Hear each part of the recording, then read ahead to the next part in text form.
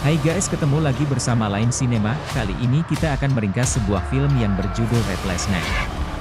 Film ini menceritakan tentang hutang nyawa dibayar dengan nyawa. Oke guys, jangan kebanyakan bacot, mending simak langsung ringkasan filmnya. Cerita berawal dari sebuah mobil yang berisikan seorang ibu dan anak perempuan yang masih kecil. Ibunya bernama Jerica dan anaknya bernama Fanny. Mereka melakukan perjalanan yang sangat jauh, yaitu dari Oklahoma menuju Texas. Sesampainya di sebuah persimpangan, terlihat jalan utama yang menuju Texas sedang terjadi kemacetan panjang. Lalu Jerica mengambil jalan pintas di sebelah kanan.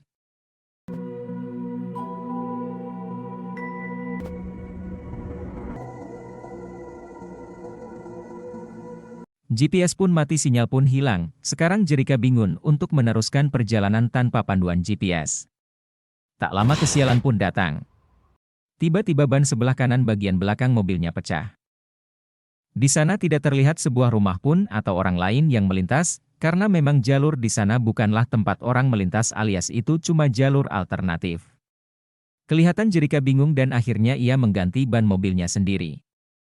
Selagi ia mengganti ban mobil, anaknya pun bermain di sela-sela semak-semak yang ada di sekitaran situ. Namun setelah beberapa menit kaki anaknya digigit oleh seekor ular yang sangat berbisa, yaitu ular gurun atau yang lebih dikenal dengan sebutan ular derik.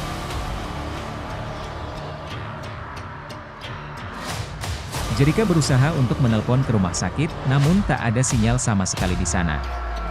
Ia pun kebingungan sambil menggendong anaknya, namun keanehan terjadi, tiba-tiba Jerica melihat sebuah rumah mobil di dekat sana, padahal rumah mobil itu tidak ada di sana sebelum anaknya digigit ular.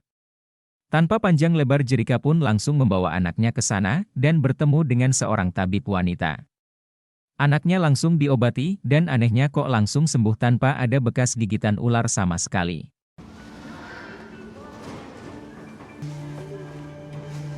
Anehnya lagi tabib wanita itu sudah tidak ada di sana, namun Jerica tidak mau pusing dan akhirnya ia dan anaknya pergi dari sana menuju ke rumah sakit yang berada beberapa kilometer dari sana.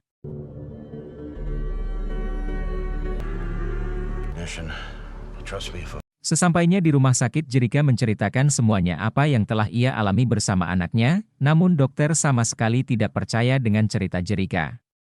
Kalau benar-benar anakmu digigit ular derik, pastilah anakmu telah tewas, ungkap dokter.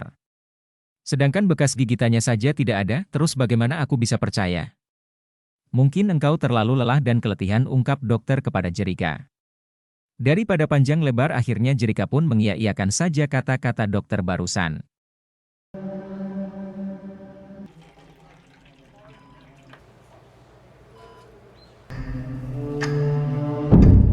Lalu tiba-tiba Jerica dikejutkan dengan hadirnya laki-laki kulit hitam yang Jerica sendiri tidak mengenal laki-laki itu. Laki-laki itu mengaku sebagai debt collector, namun Jerica berkata kalau ia tidak mempunyai hutang kepada siapapun. Bukan hutang uang yang engkau punya, namun hutang nyawa yang engkau harus bayar. Mendengar itu Jerica pun menjadi bingung dan memarahi laki-laki itu. Apa yang engkau maksud, ungkap Jerica? Engkau ingat kalau anakmu digigit ular tadi pagi? Dan anakmu disembuhkan secara ajaib oleh seorang tabib wanita? Yang mengobati anakmu itu bukanlah tabib biasa. Engkau hanya punya waktu sampai jam 6 sore, dengan syarat engkau harus membunuh seseorang untuk menyelamatkan nyawa anakmu. Kesembuhan anakmu harus engkau bayar dengan nyawa seseorang. Namun Jerica tak mau percaya begitu saja, ia menjelaskan kalau kaki anaknya telah sembuh, namun laki-laki itu melihatkan keadaan kaki anaknya yang sebenarnya.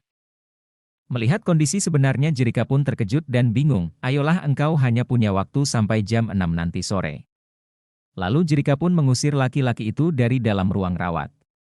Anehnya tiba-tiba laki itu menghilang begitu saja.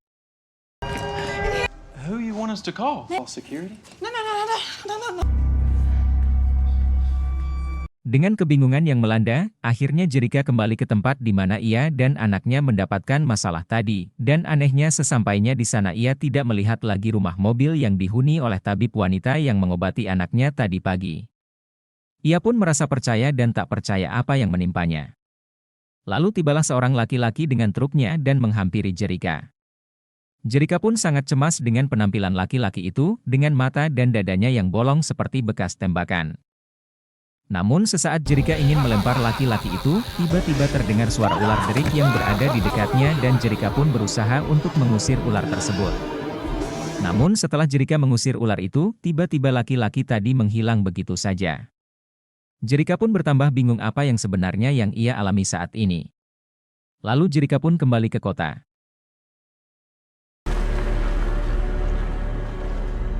Jerika pun memandangi foto anaknya, meski tak percaya namun Jerika tidak mau ambil resiko kalau anaknya akan tewas kalau ia tidak menghabisi seseorang.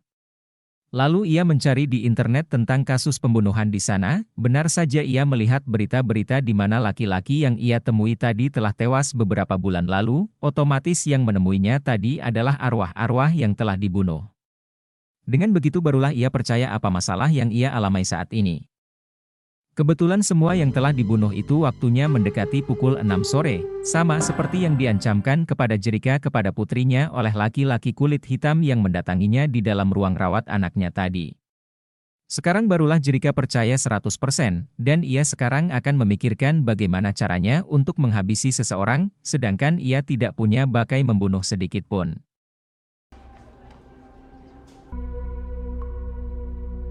Jerika pun menaiki mobilnya mungkin untuk mencari angin dan berpikir. Selagi ia di dalam mobil tiba-tiba ia didatangi seorang anak laki-laki dengan bersepeda. Ternyata anak laki-laki itu mengingatkan Jerika tentang waktu yang terus berjalan dan semakin mendekati sore hari. Lalu Jerika dikejutkan dengan tingkah anak itu yang mengantuk-antukan kepalanya di kaca mobil Jerika hingga berlumuran darah. Jerika pun terjatuh dan hampir saja tertabrak oleh sebuah truk. Namun ternyata kejadian itu hanya halusinasi Jerika saja, anak itu tidak ada dan kaca mobilnya pun tidak apa-apa. Jerika pun langsung pergi dari sana ke sebuah bar untuk menenangkan pikirannya. Lalu tiba masuklah seorang wanita ke dalam bar dengan muka lebam seperti bekas dipukuli. Tak lama masuklah seorang laki-laki yang diduga ia adalah kekasihnya gadis itu. Kemudian pertengkaran pun terjadi, laki-laki dan perempuan itu pun diusir oleh pemilik bar. Disinilah ide Jerika untuk membunuh timbul.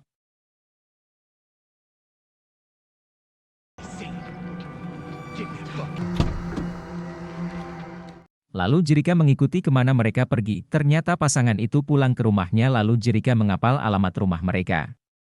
Sepertinya Jerika akan menghabisi laki-laki kasar ini.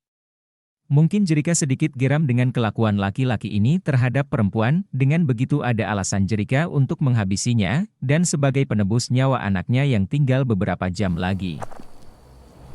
Lalu Jerika didatangi lagi oleh arwah berjubah hitam seperti seorang pastor. Sepertinya arwah berjubah hitam itu mengarahkan Jerika untuk membunuh dengan menggunakan pistol, agar lebih cepat untuk menghabisi nyawa seseorang. Kemudian Jerika langsung bergegas menemui seorang pria untuk membeli senjata secara ilegal. Okay. Tracy's no longer with us. Like it going. Thank you. He's the unlucky son of a bitch. What? Lalu Jerika sempat belajar menembak sebentar meski hasil latihannya sangat kacau. Ya namanya juga menjadi pembunuh dadakan pastilah susah. Jerika pun langsung menuju ke rumah pasangan yang ia ikuti tadi. Ia menyelinap dengan sangat hati-hati, dan kali ini ia harus berhasil membunuh, karena waktu terus berjalan dan nyawa anaknya semakin terancam. Setelah pas di ruang keluarga, Jerika pun langsung menodongkan pistol ke arah laki-laki tersebut. Okay. Here's them. Okay. You stay there. Can we get to the garage of my house? Jerika pun menyuruh ia untuk mengendarai mobil dan menuju ke sebuah bukit, di mana di sanalah Jerika akan menghabisi laki-laki itu.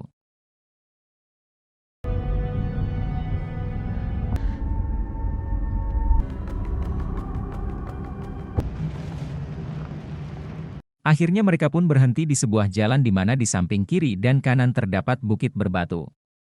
Laki-laki itu pun memohon agar Jerika tidak membunuhnya, sebenarnya itu trik ia saja untuk membuat Jerika lengah.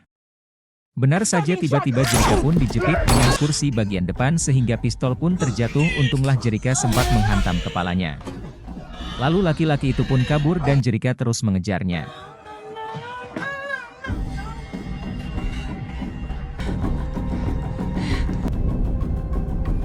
Jerika pun terlihat sangat kelelahan, ia pun sempat berhenti sejenak di sela-sela bebatuan.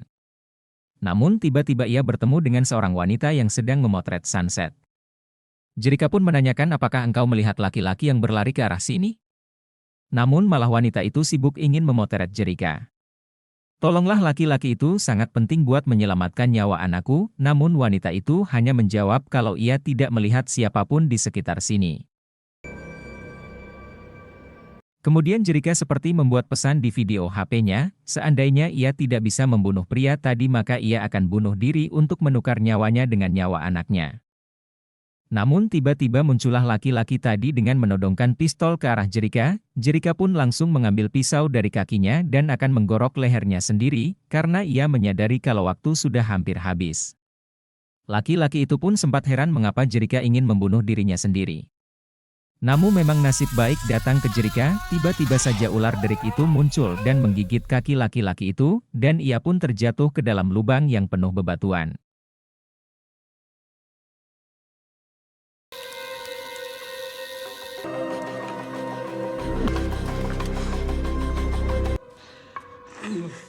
Akhirnya Jerika pun mengiris leher laki-laki itu pas di mana matahari akan terbenam, dengan begitu selamatlah nyawa anak perempuannya.